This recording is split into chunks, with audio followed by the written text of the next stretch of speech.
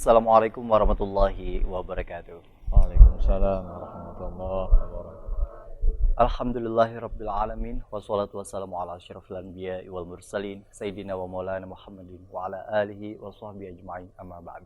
Terima kasih para pemirsa di rumah yang sudah setia bersama kami dalam program Majelis Sore. Dan kali ini pemirsa yang menjadi sebuah hal yang istimewa juga, kita kembali kedatangan dari teman-teman dari Politeknik Hasnur yang insya Allah menghadirkan narasumber juga dari UIN Antasari Banjarmasin dan tentunya juga menginginkan akan materi yang akan dibahas pada hari ini. Seperti biasa, materi yang dibahas pun juga menjadi sebuah tema yang begitu menarik yang dibahas bersama dengan hari ini kehadiran dari Ketua LP2M UIN Antasari Banjarmasin. Dan tentunya beliau sudah hadir di studio Duta TV. Ada Bapak Dr. Muhammad Zainal Abidin MAG. Assalamualaikum. Waalaikumsalam warahmatullahi wabarakatuh. Sehat Pak ya? Alhamdulillah, baik. Sehat. Alhamdulillah. Dan hari ini sekali lagi kita ucapkan terima kasih kepada teman-teman yang sudah berhadir di studio Duta TV, yang tentunya juga kita membahas seputar sikap wasatiyah dalam beragama. Sebelum kita berdiskusi mengenai hal ini Pak, saya ingin mendengar dan kita semua ingin mendengarkan berkaitan dengan pembuka tema kita pada hari ini. Kami persilakan. Baik, terima kasih. Assalamualaikum warahmatullahi wabarakatuh. Waalaikumsalam. Alhamdulillahirabbil alamin. Allahumma shalli ala sayyidina Muhammadin wa ala alihi wa sahbihi ajmain. Alhamdulillah kita bisa bertemu di acara bermajlis ya di Duta TV. Topik yang akan kita bahas di hari ini tentang sikap wasatiyah dalam beragama. Wasatiyah itu dalam bahasa Arab ya, wasat ya, yang biasa diartikan sebagai, kalau yang dalam istilah Arab itu wasatu syai' ma baina tarafain ya. Jadi sikap tengah-tengah di antara dua sisi.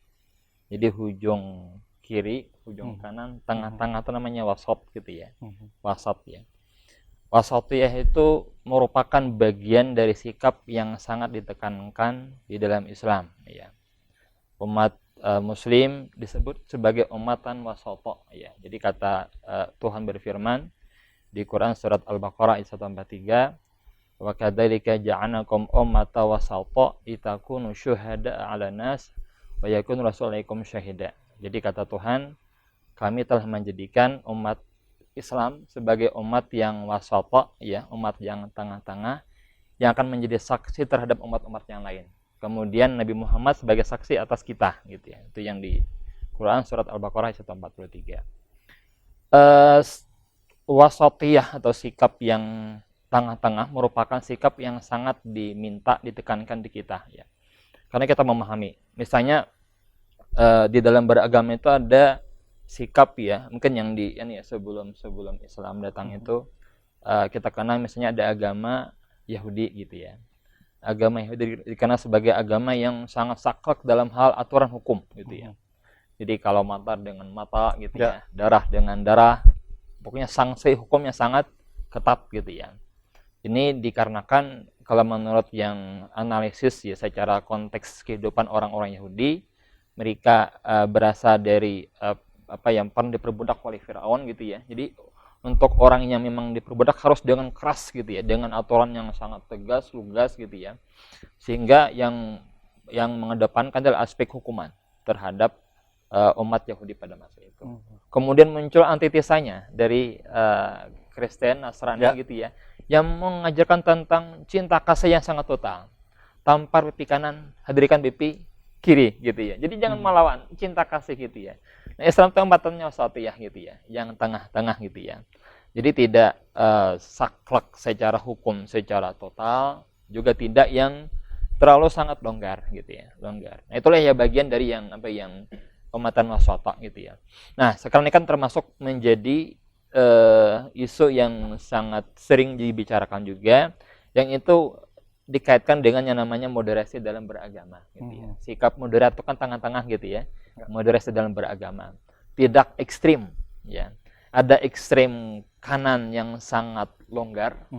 Kita menyebut dengan istilah liberal gitu ya, dalam beragama bebas gitu ya. atau juga sikap yang sangat keras yang radikal dalam beragama ya. Ini kan dua kubu ekstrim. Nah, wasatiyah itu tengah-tengah gitu ya, tengah-tengah ya.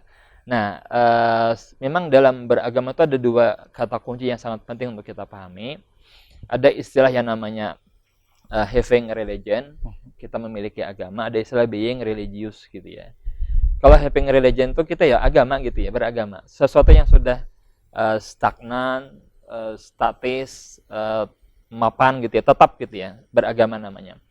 Itu agama, having religion. Tapi kalau being religious itu proses ya.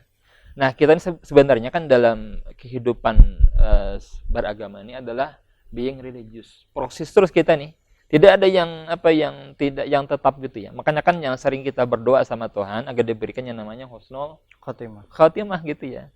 Karena bisa jadi yang sekarang kan orangnya misalnya jahat gitu ya, atau orangnya mungkin punya problem macam-macam. Nah, mungkin kalau ditinjau dari segi agama itu melanggar aturan, melanggar syariat.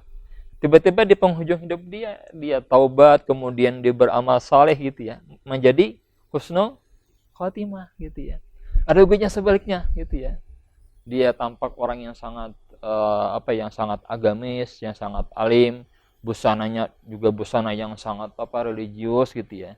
Tiba-tiba di penghujung kehidupan dia malah sebaliknya gitu ya. Su'ul khatimah, naudzubillah min dzalik gitu ya. Itu yang namanya proses ya. Kita dalam hidup ini kan ada yang istilah al-iman yazid wa yanqus gitu ya. Iman itu adalah bertambah bisa berkurang gitu ya. Kadang kita kan sering istilahnya ya, istilah yang taubatan sambal gitu ya. Jadi kadang sadar, kadang tidak sadar. Itulah yang namanya jiwa manusia.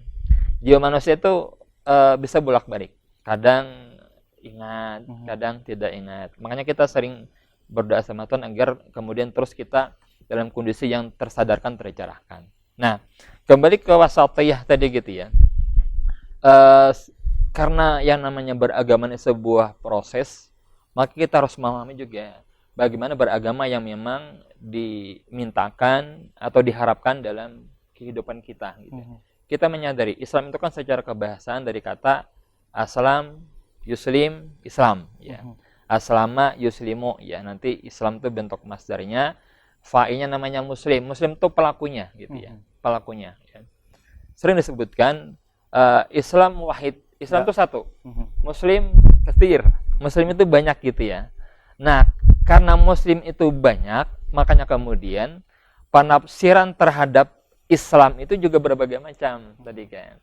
Ada yang cenderung radikal, ada yang liberal. Dalam kita beragama gitu ya. Itu dalam sejarah Islam biasa, bukan hal yang kemudian bukan hal yang tidak pernah terjadi gitu ya.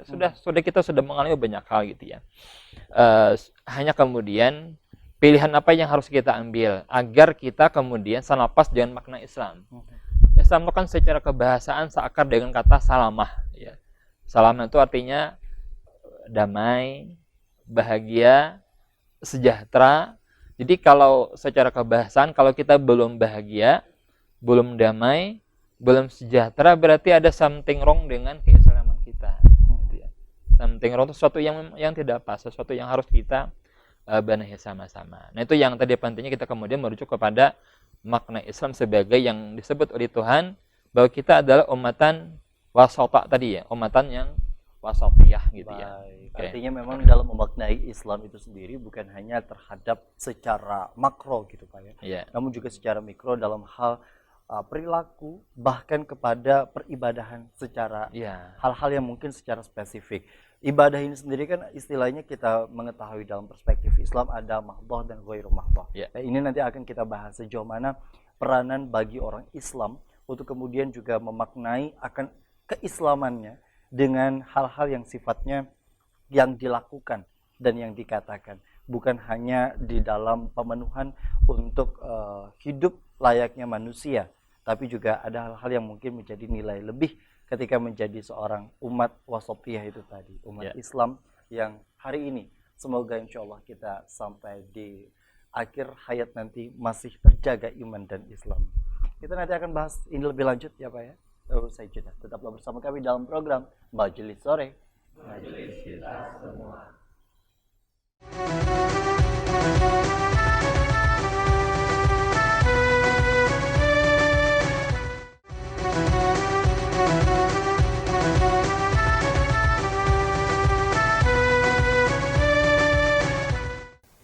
Ya, terima kasih Anda masih bersama kami dalam program Majelis Sore. Majelis kita semua. Masih bersama dengan teman-teman dari Politeknik Hasnur dan juga Ketua LP2M Winanto Sri Banjarmasin hari ini. Sikap wasatiyah yang seharusnya itu sendiri seperti apa? Yang menjadi sebuah anugerah bagi kita yang patut kita syukuri. Terkadang bukan hanya nikmat seputar rezeki dan kesehatan, kita terlahir dari keluarga Islam, keluarga Muslim pun juga menjadi sebuah anugerah bagi diri kita. Dan ujungnya, nah ini yang patut untuk diusahakan begitu kan Pak ya, yang tentunya juga selain atas kehendak Allah begitu, ini kan juga menjadi bagian dan tugas kita untuk terus mengusahakan dan mengupayakan agar betul-betul husnul khotimah itu didapat di dalam kehidupan kita di akhir hayat nanti. Namun ada hal-hal yang kemudian juga seringkali itu tadi Pak, iman itu ada kadarnya yang kemudian juga bagi setiap orang tidak sama rata. Ada yang istilahnya juga betul-betul mengedepankan akan peribadahannya dan dijaga penuh atas kehendak Allah dan atas usaha yang dilakukan begitu ya bagi para nabi, para rasul yang memang atas kehendaknya. Namun secara umum manusia pasti akan ada kesalahan, tidak luput dari dosa. Sejauh mana sebenarnya kita memaknai Islam itu sendiri Pak, sebelum kita memaknai mungkin secara wasatiyah, moderasi beragama di dalam sikap di tengah-tengah masyarakat untuk diri sendiri terlebih dahulu, untuk diri sendiri agar kita betul-betul ada yang di dalam kondisi tengah di dalam hal keduniaan dan juga keakhirat. Oke. Tadi kita membahas mengenai sikap wasatiyah gitu ya. Sebelum ke sikap yang menjadi pilihan sikap gitu ya, harus dimulai dulu dari pengetahuan ya, pengetahuan kognisi, ke sikap, ke tindakan. Itu biasa urut-urutannya gitu ya. Kita bisa bersikap secara wasatiyah ya, berangkat di pemahaman dulu apa yang dimaksud dengan wasatiyah ya, prinsip-prinsip apa kemudian yang ada melekat di wasatiyah, kemudian nanti berimbas kepada banyak hal, termasuk sikap, kemudian tindakan, nanti membuahkan kepada tadi kan masalah apa yang iman kita, keberislaman kita dan seterusnya gitu ya. Nah, memang kan problem di kita saat ini kadang-kala ada hal yang kontradiktif gitu ya. Betul. Misalnya kita beragama itu mestinya kan menjadi orang yang yang damai, kemudian yang bahagia. Itu kan yang menjadi intisari dari agama. Agama tidak kacau. Orang yang senantiasa itu kan harmoni dalam kehidupan, tidak kacau. Islam juga orang yang damai, sejahtera, bahagia. Kalau ada yang masih belum bahagia berarti ada sesuatu yang harus diteliti kembali, dibenahi kembali gitu ya. Nah, kembali ke wasatiyah tadi gitu ya. Memang ada banyak prinsip dasar gitu ya dalam Islam yang itu kemudian dikaitkan dengan sikap wasatiyah gitu ya. Sini mungkin 3 hal yang akan coba saya kopaskan terkait dengan prinsip wasatiyah. Pertama, prinsip tawasut ya dalam beragama, kemudian tawazun dan tasamuh ya. Mungkin kita sebut dengan istilah talota gitu dalam bahasa Banjar ya. 3 tak gitu ya. Tawasut, kemudian tawazun dan tasamuh gitu ya. Oke, pertama dulu yang tawasut gitu ya. Tawasut itu kan sikap yang tengah-tengah gitu ya. Tadi Dewa sudah kita sampaikan, tidak yang kaku sekali, tidak juga yang longgar. Tidak yang fanatisme istilahnya gitu. Dalam sejarah Islam kita mengenal misalnya mazhab-mazhab dalam kalam gitu ya. Ada yang namanya Qadariyah. Qadariyah itu serupa manusia yang menentukan. Qadar kita menentukan baik dan buruk gitu ya. Ada juga yang lawannya namanya Jabariyah. Jabariyah itu bertahan serba Tuhan. Ya. Jadi kita nih sugih kah, miskin kah, kehendak Tuhan bertahan. Nah itu sikap Jabariyah. Jadi berpasrah dengan Tuhan semuanya. Kalau Qadariyah tadi serba kita yang menentukan. Karena kita berusaha gitu. Iya, kita harus berusaha menggagal bisa serius nanti gitu ya. Tidak mengembalikan sama Tuhan. Nah, sikap wasatiyah itu gimana gitu ya? Sikap berarti kan tengah-tengah di antara 2 kelompok besar tadi ya. Tetap kita mengedepankan aspek usaha kita, juga tidak melupakan Tuhan yang menentukan. Ya. Dalam kalam kita mengenal istilah mazhab Asy'ariyah yang itu kan biasanya dianut oleh majoriti umat Islam di Indonesia. Asy'ariyah termasuk yang coba untuk mengambil jalan tengah gitu ya antara Qadariyah dan Jabariyah, walaupun lebih dekat ke Jabariyahnya gitu ya, yang untuk Asy'ariyah. Nanti ada lagi Maturidiyah, ya juga mazhab kalam gitu ya. Itu yang agak lebih rasional, lebih dekat kepada yang namanya Qadariyah gitu ya. Imam Syafi'i itu juga tengah-tengah gitu ya. Antara mazhab yang namanya Ahlul Hadis dan Ahlul Rai ya. Ahlul Hadis itu kan dalam beragama itu semuanya serba hadis, ya, rujukan ya. Tidak boleh menggunakan akal, pikiran dalam beragama. Kada boleh bernalar gitu ya. Pokoknya harus tidak berdasar saintifik gitu. Ya, tidak boleh pakai sains, pakai dalil gitu ya. Dalil naqliyah ya. Adanya kubu Al-Rai ya. Al-Rai itu orang yang rasional. Dulu kita mengenal mazhab namanya Mu'tazilah kalau pernah belajar agama gitu ya. Itu kalangan Jadi, rasionalis gitu ya. Bahasan yang kemudian juga sering kali dibahas, mana dalilnya gitu. Kalau yang rasionalis ini mengedepankan aspek rasionya dalam beragama. Sains. Ini ilmiah atau kalau dalam beragama gitu ya. Beragama. Kalau tadi kan dalilnya itu yang masuk akal enggak gitu ya. Masuk akal enggak gitu ya. Itu yang namanya kelompok yang Ahlul Rai. Nah, Imam Syafi'i itu lebih menekankan aspek yang juga tengah-tengah wasatiyah, walaupun dia lebih dekat kepada al-hadis gitu ya. Lebih dekat kepada al-hadis. Nanti ada yang mazhab misalnya Abu Hanifah. Juga satu mazhab dalam Ahlussunnah wal Jamaah. Itu yang lebih dekat dengan mazhabnya Ahlul Rai gitu ya. Tapi mereka merentang gitu ya. Jadi ada ekstrimnya itu Ahlul Rai yang sangat longgar dalam artian sangat rasional dalam beragama. Ada kubu yang namanya Ahlul Hadis yang sangat saklek dalam beragama. Nah, kita diminta tengah-tengah sebenarnya. Ini dalam Islam tuh yang ini minoritas, ya. Kebanyakan minoritas. Maksudnya bukan majority. Majority kan di tengah-tengah. Ahlussunnah wal Jamaah yang biasa kan dipegangi oleh umat Islam di Indonesia gitu ya. Jadi di kalam, kemudian tadi kan ada yang Ahlul Rai, Ahlul Hadis ya. Kemudian juga yang sikap misalnya sumber referensi tadi ya, ada nakal, ada akal gitu ya. Nakal itu maksudnya nukilan. Nakal itu kan biasa ada bukti naklinya apa? Dasar nakal, dasar dari nas gitu ya. Kalau akal itu bukti akal, bukti rasionya gitu ya. Nah, di Islam itu kan sebenarnya diminta kedua-duanya untuk kemudian dipergunakan ya. Misalnya dalil di Quran surat Al-Mulk ayat yang ke-10 ya. Sering dibacakan di malam Jumatan ya. Lau kunna nasma' aw na'kilu ma kunna fi ashabis sa'ir ya. Jadi ini kan ceritanya penduduk neraka Sa'ir itu ya. Neraka Sa'ir itu neraka Sa'ir yang sangat pedih itu. Mereka ada diskusi gitu ya. Kemudian mereka mengatakan menyampaikan penyesalannya. Kata mereka, lau kunna nasma' aw na'kil ma kunna fi ashabis sa'ir. Seandainya waktu hidup di dunia itu kami itu nasma, mendengarkan. Apa yang didengarkan? Berarti kan kepada wahyu kan? Kabar dari Tuhan. Khabariyah wahyu. Aw na'kil. Apa na'kil? Menggunakan akal kami gitu ya. Berarti kan duanya harus dipegangnya tadi ya. Bukan ekstrem yang satu hanya pokoknya wahyu saja. Kita juga punya akal yang diberikan oleh Tuhan untuk memahami wahyu tadi gitu ya. Memahami wahyu. Juga bukan kemudian akal beritaan. Kadang pakai nas, pakai wahyu gitu ya. Jadi beritaan tuh pakai nalar, bukan seperti itu juga. Jadi kedua-duanya. Jadi gambaran orang neraka Sa'ir itu seandainya Tuhan, laukuna kami itu hidup di dunia gitu ya. Nasma' au na'kil, mendengarkan dan menggunakan akal kami gitu ya. Ma kunna fi ashabis sa'ir. Kami tidak akan menjadi penghuni neraka Sa'ir. Berarti harus memang kedua-duanya dipergunakan. Jadi bisa hanya kemudian satu aspek saja. Yang namanya tawasut gitu ya. Tawasut itu ya tengah-tengah. Itu salah satu prinsip juga yang mendasar di dalam kita beragama. Jangan terlalu ekstrim. Baik ekstrim yang sangat longgar ya, yang sangat serba boleh gitu ya.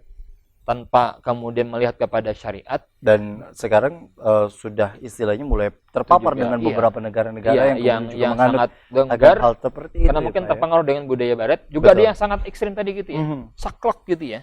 Jadi kalau misalnya itu dianggap tidak ada dasar, tidak ada dalil gitu ya, kemudian disalahkan gitu ya. Dianggap bagian dari syirik, bagian dari bid'ah gitu ya. Padahal kan perkembangan kehidupan itu terus-menerus gitu ya. Tidak kemudian sama di dalam satu fase kehidupan gitu. Nah, ini yang kemudian juga menjadi lontar pertanyaan yang kemudian juga di tengah-tengah masyarakat kita hari ini, walaupun mayoritas di Indonesia, kita patut bersyukur begitu, yang menjadi anugerah juga, karena kita di Indonesia didominasi oleh umat Islam yang tentunya juga bukan hanya walaupun mayoritas tadi sudah disebutkan Ahlus Sunnah wal Jamaah, karena juga dibawa dari para ulama-ulama sebelumnya, namun tidak menutup kemungkinan ada dari sebagian kita yang kemudian juga tergolong di dalam golongan-golongan ekstremis ini sendiri, sehingga ini yang kemudian juga menyebabkan begitu banyak perpecahan-perpecahan atau hal-hal yang sifatnya perdebatan begitu ya, bukan hanya di lingkungan umat Islam saja, bahkan juga secara menyeluruh dalam memaknai toleransi itu sendiri seringkali juga tergelincir begitu Pak,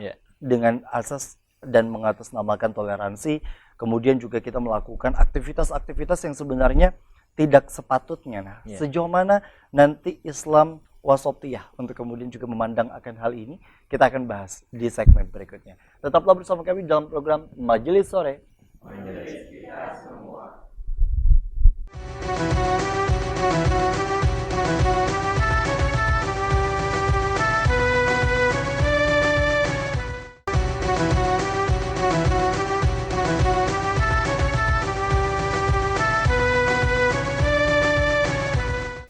Terima kasih Anda masih bersama kami dalam program Majelis Sore.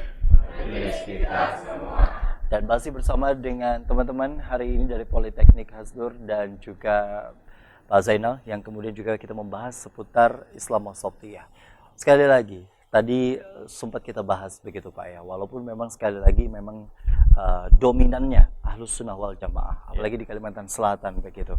Tapi kita juga tidak menutup kemungkinan bahwa ada dari sebagian kita yang kemudian juga tergolong di dalam kelompok-kelompok tertentu untuk kemudian juga sesuai dengan apa yang mereka percayai dan apa yang kemudian juga menjadi mereka pegang sebagai landasan untuk mereka dalam menjalankan keberagamaan ini, khususnya agama Islam. Sejauh mana sebenarnya ini kan seringkali menjadi sumbu begitu Pak, sumbu yang ada di tengah-tengah kita, masih bergulatnya akan perdebatan-perdebatan yang sebenarnya tidak ada berkesudahan, tidak ada berkeujungan.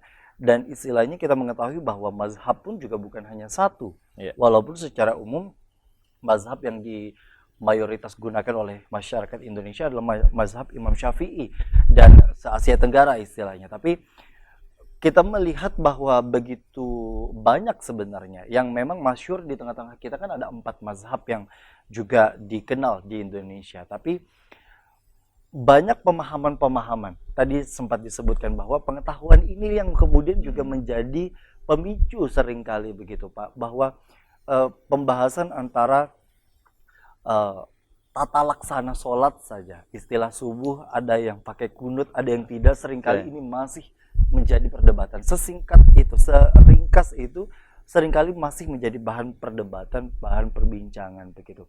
Dan mudahnya dalam hal ini untuk kemudian juga istilah bid'ah, istilah-istilah yang kemudian juga dikeluarkan untuk kemudian melakukan kegiatan-kegiatan keagamaan tertentu yang sudah sebenarnya kita langsungkan sedemikian rupa dari para alim ulama kita yang kemudian juga membawa Islam wasatiyah ini sendiri ke Indonesia. Sejauh mana sebenarnya kita memaknai untuk hal ini Pak?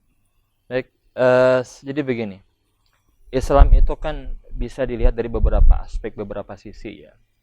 Jadi kita bisa mengenal ada Islam namanya Islam yang ada pada Al-Quran dan Al-Hadis ya. Itu Islam yang normatif, orang menyebutnya normatif. Islam ini sholihun likuli zaman wa makan. Yang namanya Quran itu ya seperti itu sampai nanti hari kiamat gitu ya. Quran, hadis itu enggak berubah gitu ya.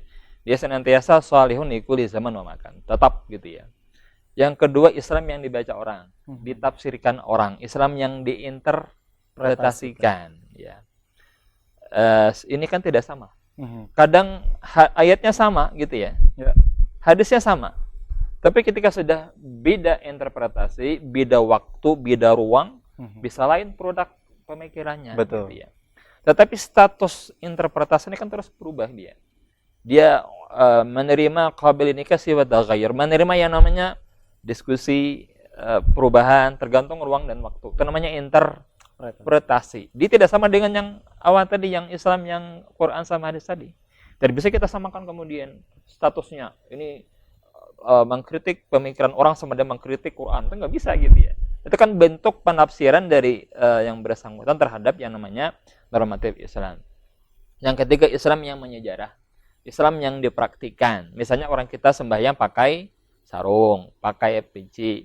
Mungkin di Arab bukan seperti itu. Pakai jubah gitu ya. Atau pakai mungkin di tempat lain macam-macam. Tidak sama. Itu namanya Islam yang dipraktikkan. Ini juga tidak bisa kita katakan sama dengan Quran, dengan hadis gitu ya. Karena masing-masing tempat lain-lain mempraktikkan Islamnya. Nah, pada level Islam yang ditafsirkan, Islam yang dipraktikkan itu bisa jadi nanti lain-lain. Tidak sama. Oleh karena itu kemudian kita nggak bisa mengeneralisir, oh semuanya Islam gitu ya. Islam Arab lah yang lebih utama, bukan seperti itu gitu. Itu kan bentuk penafsiran orang-orang yang di Arab sana dalam hal misalnya sembahyang. Mereka pakai jubah, pakai gamis gitu ya. Kalau di kita pakai sarung, apakah kemudian yang gamis itu lebih afdal ketimbang sarung gitu ya? Tidak seperti itu kan? Kita memahami gitu. Itu bukan hal yang esensial. Yang penting apa? Menutup auratnya. Ada yang pakai jilbab warna-warni kan? Ada yang putih, ada yang hitam, ada yang biru. Itu kan pilihan-pilihan. Yang penting menutup aurat. Itu ada hal yang prinsip-prinsip tadi ya. Nah, kadang-kala kita mengapa kemudian sering berbenturan? Karena kita kadang menganggap pemikiran, menganggap praktek yang keberagaman itu bagian dari agama itu sendiri. Padahal kan di sini kan bisa menerima yang namanya ruang untuk didiskusikan, bisa menerima yang namanya perubahan ya. Al-hukmu yaduru ma'ilatihi wujudan wa adama. Hukum itu nanti tergantung sebabnya, dia bisa berubah gitu, tergantung situasi dan kondisi yang ada. Itu dulu yang perlu kita pahami dalam prinsip melihat membaca Islam tadi ya. Nah, kemudian kembali kepada sikap wasatiyah tadi ya. Tadi kan kita pertama sikap tawasut gitu ya. Sikap yang tengah-tengah, tidak ekstrem. Memang dalam sejarah Islam pun kita memahami ada mazhab-mazhab yang memang sukanya yang ekstrem-ekstrem. Ada seperti itu gitu ya. Sikap yang kemudian pengennya tuh beragamanya sangat ketat, yang sangat kaku, itu pilihan. Cuma majority dalam sejarah Islam itu memang yang dominannya tengah-tengah gitu ya. Dan itu juga yang diminta oleh Al-Quran tadi kan, bahwa umat Islam itu ada umatan masato gitu ya, umatan yang tengah-tengah. Jangan terlalu misalnya spiritualis ya. Maksudnya bertahan serba spiritual, tidak juga terlalu materialis, bertahan serba dunia. Kita memang tengah-tengah. Kita kan umat terakhir sebagai syuhada, karena memang ada agama-agama sebelum Islam itu agamanya memang serba spiritualis. Ada juga yang misalnya yang serba materialis gitu ya, beratan serba materi gitu ya, materi. Nah, prinsip kedua sesudah tawasud tadi namanya tawazun. Tawazun itu keseimbangan. Jangan terlalu ukhrawi, jangan juga terlalu duniawi gitu ya. Karena ini merupakan mazra'ah untuk akhirat gitu ya. Jadi kita ini kan jangan serba beratan serba akhirat beratan. Indah lagi begawi. Ya, berdiam di rumah gitu ya. Sembahyang gitu Pak ya. Sembahyang tatarusan. Makan kena nama antari orang lain itu ya. Itu kan yang pas dikritik Nabi gitu ya. Sahabatnya seperti itu. Kata Nabi, saudaranya itu lebih mulia ketimbang dia gitu ya. Yang tadi yang sholat terus-menerus. Karena dangsanaknya itu nama memberikan konsumsinya itu kan. Memakanin yang bersangkutan tadi. Itu bukan sikap yang tawazun ya. Ada pernah misalnya seorang sahabat gitu ya, sahabat Nabi itu ada hendak beribadah berterusan. Malam tuh sembahyang terus gitu ya. Ada juga hendak puasa berterusan saban hari. Kemudian harinya ada pembukaan gitu Pak. Ditagur Nabi. Saban hari jadi esok puasa. Jadi Nabi masing-masing kita tuh ada hak gitu ya. Saya ini kan orang yang paling mulia, yang paling takwa. Saya makan, saya puasa, saya juga berbuka gitu ya. Saya sembahyang, saya juga istirahat. Jadi ada hak-hak kita. Nah, kadang-kadang sikap ekstrem itu gini. Misalnya nih ya, kada ingat lawan ada hak-hak jasmani kita. Itu sikap ekstrem juga gitu ya. Kita hak untuk misalnya tidur gitu ya. Mata itu kan bisa hak mata untuk istirahat. Jangan non-stop begadang. Nonton sepak bola gitu ya dari bersambung terus gitu. Itu kan ada hak mata. Dalam hukum keseimbangan, kalau kita melanggar ada sanksi secara langsung dari Tuhan. Mun beta terusan ya fisik kita nang drop gitu.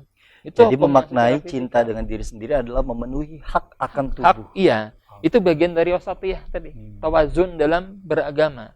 Ada yang namanya keseimbangan. Tidak hanya kemudian akhirat saja atau dunia saja. Tapi kita menjadikan dunia sebagai ladang untuk menyiapkan di hari akhirat. Tapi tetap ya, apapun yang misalnya kita kuliah di mana mengambil bidang apa gitu ya, itu tetap harus dengan prinsip ya, saya akan berbuat yang sebaik di bidang yang saya tekuni dengan harapan akan bisa memberikan manfaat buat manusia. Karena kata Nabi kan khairun nasi anfa'uhum lina, sebaik-baik manusia itu adalah mereka yang bisa memberikan manfaat buat yang lain. Itu aja nih prinsip gitu ya. Prinsip ya.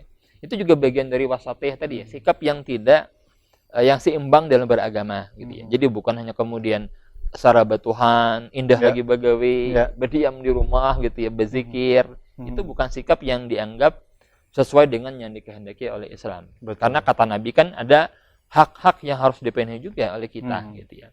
Hak untuk berkeluarga, iya. Kayak salah satunya Nanti juga kalau menikah. berkeluarga kan hak istri, hak anak gitu kan juga harus dipenuhi. Itu juga dalam Islam bagian dari yang namanya ibadah gitu ya. Bukan kemudian itu hanya urusan-urusan duniawiyah gitu ya. Oke, nah kalau kita melihat dengan kondisi perdebatan hari ini yang sering kali juga kian muncul gitu Pak ya, apa yang sebenarnya bisa mungkin dari teman-teman kali ini yang kemudian juga istilahnya generasi Z, generasi Alpha yang tentunya juga sering kali diajak untuk diskusi tapi ujungnya adalah perdebatan begitu Pak.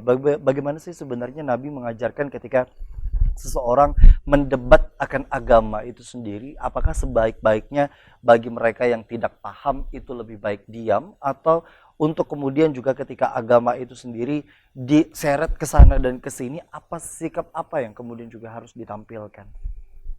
Oke. Jadi pada prinsipnya gitu ya, kita kan beragama tuh mengharapkan yang namanya kedamaian tadi ya, keselamatan, kesejahteraan. Memang kan kadang kala dalam kita beragama itu tadi ada yang sisi-sisi orang yang memang senangnya berada pada kubu-kubu yang ekstrim, yang kanan, yang kiri, kadang kemudian mendebat kepada kita gitu ya. Nah, pada posisi kita kemudian tidak memahami, lebih baik kita ya sudah diam saja gitu. Itu lebih baik barangkali ya. Memang sekarang ini kan kita menghadapi era tadi ya, era yang sangat banyak informasi ya. Orang menyebut istilah too much information, kebanyakan berita ya. Sehingga kemudian problem di kita bukan kemudian keterbatasan pengetahuan, bukan, tapi bagaimana cara kita menyaring mengelola pengetahuan. Itu masuk di kita sekarang gitu ya. Kan sekarang yang namanya pembelajaran agama itu di mana-mana kan banyak gitu ya. Di YouTube, di WA. Kadang sering meneruskan berantai gitu ya. Nggak ada yang baca pesan-pesannya gitu ya. Teruskan ya. Nanti kan dengan niatan kalau ada yang baca saya dapat pahala gitu ya. Itu kan terus menerus ya. Sampaikan walau satu ayat gitu. Ya, itu semangatnya gitu ya. Tadi kan harus kita pahami, kita dalam beragama mesti dasarnya pengetahuan ya, pengetahuan. Kemudian jadi gini, ada beberapa prinsip utama dalam beragama ya. Pertama disebutkan ad-din huwal akal. La dina diman la aqlalah. Din itu adalah agama pengetahuan. Jadi yang kunci fondasi adalah pengetahuan. Awaluddin ma'rifatullah, pengetahuan itu ya pengetahuan kepada mengenal Tuhan, mengenal Nabi, itu bagian dari awal-awal dalam kita beragama.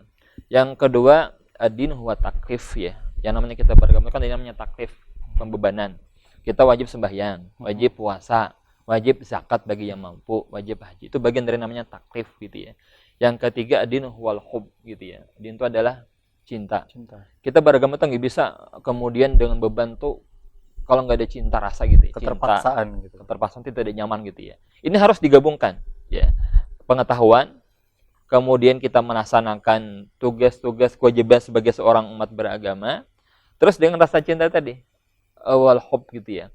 Dalam bahasa yang sering kita pergunakan namanya iman, ya, akidah itu pengetahuan ya.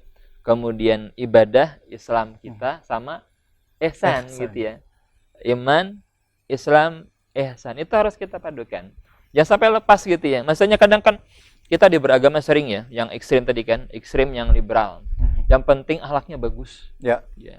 Kada usah gini, kada bahasa sembahyangan, kada apa juga gitu ya. Bisa kan ada. Betul. Atau orang yang ekstrim di akidah, tamat sembahyang. Ada ya. sudah sampai jam makamnya gitu ya. Jadi kada lagi wajib taklif beban. Itu hanya orang-orang yang awam. Kita ini sudah makanya makam yang Tinggi. wali. Ini juga tidak pas gitu. Harus sikap yang tawazun, sikap yang kemudian seimbang, ya, seimbang. Jangan terlalu ekstrim di Kanan akidah maupun di tadi kiri. ya, terlalu ketat kemudian kada bersembahyangan. Jangan juga terlalu yang penting akhlaknya bagus gitu ya. Kada apa-apa kada bersembahyangan, kada apa-apa kada beriman. Itu enggak pas juga. Harus ada keterpaduan, integrasi. Nah, itu mungkin yang sebagai kunci utama kita dalam kehidupan saat ini. Memadukan antara iman, Islam, ihsan, antara pengetahuan, akal dengan taklif ya. Taklif itu kan beban kita, kewajiban kita, sama yang namanya hub, rasa cinta. Gitu. Masya Allah. Semoga yang hal seperti itu terus kita bisa amalkan begitu ya, berkaitan dengan ilmu yang tadi sudah kita dengarkan. Nah, di segmen berikutnya kita nanti akan membahas Pak, berkaitan dengan ketika ketiganya sudah memang kita lakukan begitu, tapi kita hidup di tengah di mana masyarakat itu cukup heterogen. Bukan hanya Islam yang ada di Indonesia ini, ada 6 agama yang kemudian diakui. Mungkin di luar dari yang diakui pun juga lebih banyak begitu, tapi seringkali kita mengatasnamakan toleransi sekali lagi, yang kemudian juga sejauh mana batasan toleransi itu kita maknai. Kita akan bahas usai jeda. Tetaplah bersama kami dalam program Majelis Sore. Majelis kita semua.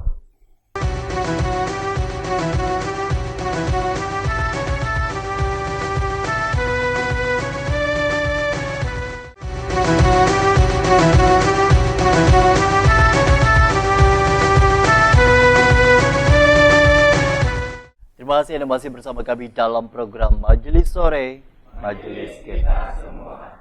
Sikap Islam wasatiyah yang kemudian tadi sudah kita banyak bahas, kemudian juga di segmen 1, 2, dan 3. Ketika kita mengkolaborasikan, menyatukan di dalam diri kita untuk proses ilmu dan amal ini sendiri, dan kemudian juga menyatukan iman, Islam, dan ihsan, ini kan menjadi PR sampai seumur hidup kita begitu Pak ya. Bukan hanya ketika kita mengetahui kemudian mengamalkan lalu kemudian sudah tidak ada berkelanjutan, tapi di satu sisi kita hidup bukan hanya bersama-sama dengan makhluk Tuhan yang lain, dalam tanda petik beragama yang di luar dari agama Islam, non-Islam, yang kemudian kita kenal hari ini ada Kristen, Buddha, Hindu, Konghucu, dan lain sebagainya. Nah, dengan kemudian hari ini begitu Pak, seringkali kan ini masih juga menjadi perdebatan ya. Ada hari-hari tertentu yang dimana merupakan hari raya mereka. Ini di sosial media masih saja saya lihat begitu Pak, di kolom komentar atau kemudian juga di ruang-ruang diskusi, ini masih menjadi topik hangat untuk pengucapan hari raya, pengucapan hari-hari besar bagi agama lain yang bagi sebagian kita itu diharamkan, bagi sebagian pendapat ulama pun juga diperbolehkan. Nah, ini kan sebenarnya sudah sejak lama, tapi hanya berbeda orang sebenarnya yang kemudian juga menjadi pembahasan hari ini. Tapi sebenarnya kalau kita memaknai toleransi Pak, hari ini kan kita mengenal begitu banyak aktivitas-aktivitas, bolehlah kita sebut salah satu daerah di Indonesia yang kemudian juga kental sekali, daerah di mana mengutamakan tradisi dan agama yang sangat kental dengan atraksi atau kemudian hal-hal yang sifatnya bisa dibilang kegiatan-kegiatan keagamaan, tapi disatukan dalam kegiatan yang seolah-olah menjadi kegiatan umum begitu bagi wisatawan, bagi para pelancong yang kemudian juga hadir ke daerah tersebut, yang kemudian juga akhirnya terlihat mengikuti seluruh aktivitas-aktivitas tertentu yang kemudian juga di luar dari aktivitas Islam itu sendiri. Sejauh mana sebenarnya memaknai toleransi? Apakah yang tadi saya sebutkan bentuk toleransi atau seperti apa? Ini pas yang ketiga ya, prinsip dalam wasatiyah tadi ya. Pertama tawasud, kedua tawazun, seimbang, ketiga tasamuh gitu ya. Tasamuh itu dalam bahasa kita artinya toleransi. Toleransi. Dalam hidup itu nggak ada yang namanya satu warna tadi kan. Islam wahid, Muslim katsir gitu ya. Bentuk ekspresi keberislaman itu macam-macam, tidak sama. Dalam Islam kita mengenal di Ahlus Sunnah wal Jamaah saja ya ada 4 mazhab fikih gitu ya. Ada Hanafi, ada Maliki, ada Syafi'i, ada Hambali gitu ya. Di kalam ada Asy'ariyah, ada Maturidiyah. Itu bentuk ekspresi keberagamaan. Itu juga mengenai misalnya kan dalam Islam ada berbagai mazhab-mazhab kalam gitu ya. Selain yang dua tadi ya. Ada misalnya mazhab Salafiyah atau Wahabi, ada Syiah, ada Mu'tazilah, ada macam-macam yang lain-lain gitu ya. Dulu kan ada Qadariyah, ada Jabariyah, ada Khawarij ya. Itu bagian-bagian dari pernak-pernik keberagamaan umat Islam ya. Bisa nggak kita menyatukan? Itu kata Tuhan nggak usah, itu memang nggak bisa gitu kan. Tuhan mengatakan, ya sudah, memang itu kenyataan. Kalau Tuhan menghendaki, kata Tuhan gitu ya, walau sya'allahu laja'alakum ummatan wahidah. Kalau seandainya saya tuh mau, kata Tuhan gitu ya, saya bisa menjadikan kamu tuh sebagai umat yang satu gitu ya. Hanya kata Tuhan, silahkan Anda berpastabiqul khairat. Ya udah, ini kan kondisi real seperti ini, itu barangkali bagian dari apa yang harus kita hadapi sebagai umat Islam gitu ya. Ada beragam mazhab, beragam jalan dalam beragama gitu ya. Itu pilihan-pilihan sebenarnya gitu ya. Jadi yang namanya mazhab itu kan pilihan dalam kita beragama, yang pas dengan kita seperti apa. Nah, dalam kondisi yang berbeda-beda tadi, yang muncul adalah tasamuh. Ya sudah ya, kita menghormati perbedaan ya. Agree in disagreement, kata orang gitu ya. Sepakat dalam ketidaksepakatan gitu ya. Misalnya tadi kan di Islam kita mengenal, misalnya ketika di awal bulan puasa atau menentukan satu Syawal, ada yang menggunakan hilal, ru'yah, ada menggunakan yang namanya hisab. Keduanya ada dasar gitu ya. Atau kemudian misalnya yang tadi ya disebutkan tentang misalnya ada yang membolehkan mengucapkan selamat hari raya buat yang berbeda, ada yang tidak boleh. Ya memang sudah ada faktual. Ada ulama-ulama yang membolehkan, ada yang tidak. Itu pilihan gitu ya. Sejauh kita kemudian bisa menghargai perbedaan tanpa harus kemudian ribut-ribut. Ini kan hanya rutinitas setahun sekali gitu ya.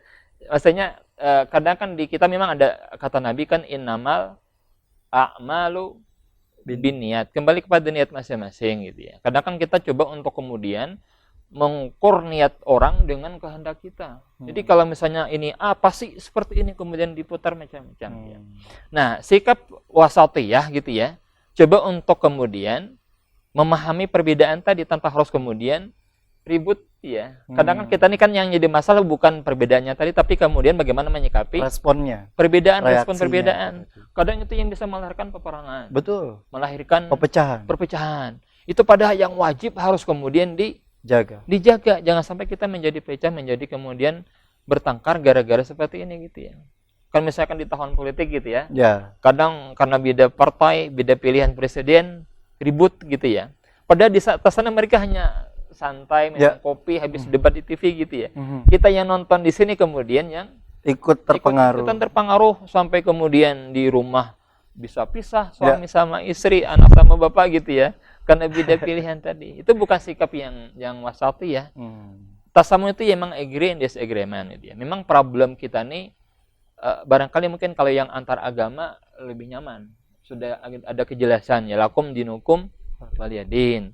Yang sering itu adalah intra Islam, antara sesama umat Islam gitu ya. Dulu kan di kita antara misalnya NU dengan Muhammadiyah. Sekarang sudah cair kan, maksudnya dulu kan itu problem sekali, betul. Masalah atalafuz biniyah. Masalahnya itu juga jadi masalah dulu ya di tahun awal-awal ketika kemudian lahir Muhammadiyah di Alabiyu sana gitu ya. Itu sempat jadi masalah ya. Masalah kemudian niat tadi ya, masalah kunut, masalah tahlil. Itu kan dahulu sempat ribut ya. Betul. Kemudian berhenti ribut ketika orang tidak lagi sembahyang subuh, selesai.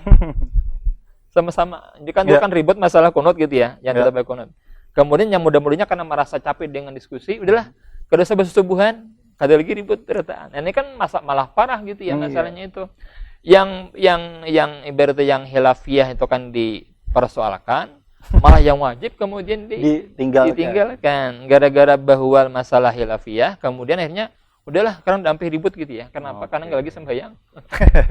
Dan jangan sampai kita seperti itu. Iya. Jadi itu yang tadi kan yang penting di antara bagian dari prinsip wasatiyah. Ini juga bagian dari yang emang dari MUI gitu ya. Betul. ada 10 prinsip wasatiyah. 3 tuh yang coba kita kupas secara apa yang penting yang biar mudah diingat. Talota tadi gitu ya. Pertama tawasut, yang tengah-tengah dalam beragama, tidak ekstrim gitu ya. Jangan ekstrim yang radikal yang sampai menjadi apa teroris itu yang memang harus diinyahkan gitu ya. Jangan juga sampai liberal. Kada lagi bertuhan bahasa sembahyangan. Itu juga tidak pas. Tawasut tengah-tengah gitu ya. Tawazun. Kemudian yang terakhir adalah tasamuh ya. Itu yang barangkali juga menjadi catatan akhir atau simpulan dari majelis sore kita di hari ini. Rasanya ketika kita semuanya mengamalkan itu semua, rasanya tidak ada perpecahan ya Pak ya, tidak ada kemudian juga konflik yang kemudian secara ekstrim terjadi di tengah-tengah kita. Namun sekali lagi karena itu sunnatullah yang kemudian juga terjadi, patutnya kita yang kemudian juga memiliki ilmu dan pengetahuan untuk itu, untuk kemudian sekali lagi tidak mudah terpancing dan tidak mudah untuk menyebarkan akan informasi-informasi yang seringkali memicu akan terjadinya gesekan-gesekan intra-agama yang ada, terutama sesama kita, sesama umat muslim. Terima kasih Pak Zainal, Ketua LP2M UIN Antasari. Terima kasih teman-teman dari Politeknik Hasnur yang kemudian juga sudah hadir. Terima kasih juga bagi para pemirsa yang sudah menyaksikan program Majelis Waria. Semoga insya Allah kita semua mendatangkan keberkahan atas tayangan ini dan kebermanfaatan, dan kita semua mendapatkan ampunan dari Allah Subhanahu wa taala. Akhirnya saya Gusti Muhammad Armawan mewakili seluruh kerabat kerja yang bertugas mengucapkan terima kasih atas perhatian dan kebersamaan Anda. Sampai jumpa. Wassalamualaikum warahmatullahi wabarakatuh. Waalaikumsalam warahmatullahi wabarakatuh.